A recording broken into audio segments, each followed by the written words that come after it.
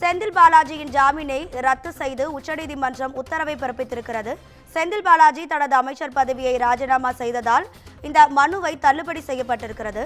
செந்தில் பாலாஜிக்கு ஜாமீன் வேண்டுமா, அமைச்சர் பதவி வேண்டுமா என கேள்வி எழுப்பப்பட்ட நிலையில் ஆளுநர் மாளிகை வெளியிட்டுள்ள அறிவிப்புக்கு உச்சநீதிமன்றம் ஒப்படைத்த நிலையில் தற்போது அவரது மனுவானது தள்ளுபடி செய்யப்பட்டிருக்கிறது.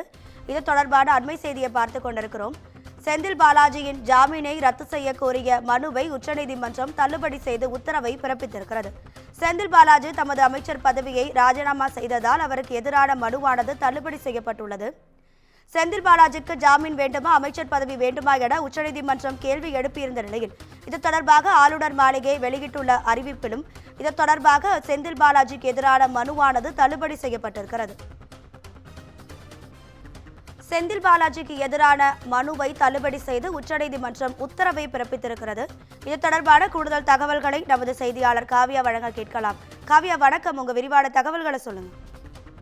ராதிகா, செந்தில் பாலாஜியின் ஜாமீனை ரத்து செய்யக்கூடிய மனுவை தற்போது உச்சநீதிமன்றம் அதிரடியாக ரத்து செய்திருக்கிறது. சட்டவிரோத பணப்பரிமாற்ற தடை சட்ட வழக்கில் கைது செய்யப்பட்ட செந்தில் பாலாஜி பல்வேறு நிபந்தனைகளுடன் முன்னதாக உச்சநீதிமன்றத்தில் ஜாமீன் பெற்றார். தொடர்ந்து அமைச்சரவையிலும் அவருக்கு இடமளிக்கப்பட்டது. அதன்படி அவர் மின்சாரம், கலால் மற்றும் ஆயத்தீர்வை அமைச்சராக கடந்த செப்டம்பர் மாதம் முதல் பதவி வகித்து வந்தார். ஜாமீன் பெற்ற உடனே செந்தில் பாலாஜி அமைச்சராக பதவியேற்றதை எதிர்த்து உச்சநீதிமன்றத்தில் அமலாக்கத்துறை சார்பில் வழக்கு என்பது தொடரப்பட்டது. இது தொடர்பான வழக்கை விசாரித்த உச்சநீதிமன்றம் செந்தில் பாலாஜி உரிய பதிலை அளிக்க வேண்டும் என உத்தரவிட்டிருந்தது.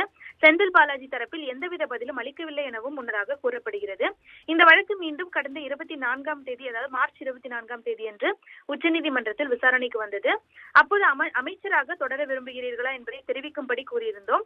ஆனால் அதை செந்தில் பாலாஜி தரப்பு முறையாக பின்பற்றவில்லை எனவும், வழக்கில் நோட்டீஸ் பிறப்பிக்கவில்லை என்பதை அனுகூலமாக எடுத்துக் கொள்கிறீர்களா எனவும் உச்சநீதிமன்றம் சரமாரியாக கேள்விகளை முன்வைத்தது.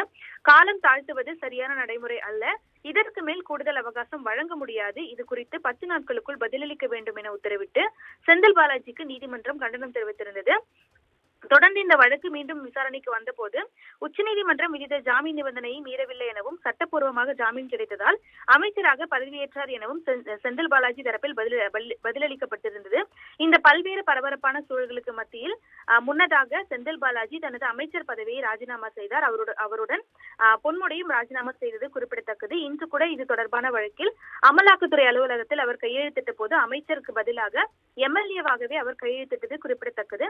இந்த நிலையில் செந்தில் பாலாஜிக்கு ஜாமீன் வேண்டுமா, அமைச்சர் பதவி வேண்டுமா என்று உச்சநீதிமன்றம் கேள்வி எழுப்பியிருந்த நிலையில் செந்தில் பாலாஜி தரப்பில் தற்போது இந்த உத்தரவானது பிறப்பிக்கப்பட்டிருக்கிறது. செந்தில் பாலாஜியின் ஜாமீனை தற்போது உச்சநீதிமன்றம் ரத்து செய்திருக்கிறது. ஆளுநர் மாளிகை வெளியிட்ட அறிவிப்பு உச்சநீதிமன்றத்தில் ஒப்படைக்கப்பட்ட நிலையில் செந்தில் பாலாஜிக்கு எதிரான மனு தள்ளுபடி செய்யப்பட்டிருக்கிறது. தொடர்ந்து செந்தில் பாலாஜிக்கான ஜாமீனில் கூடுதல் கட்டுப்பாடுகளை விதிக்க அமலாக்கத்துறை தரப்பில் கோரிக்கை விடுக்கப்பட்டதும் குறிப்பிடத்தக்கது.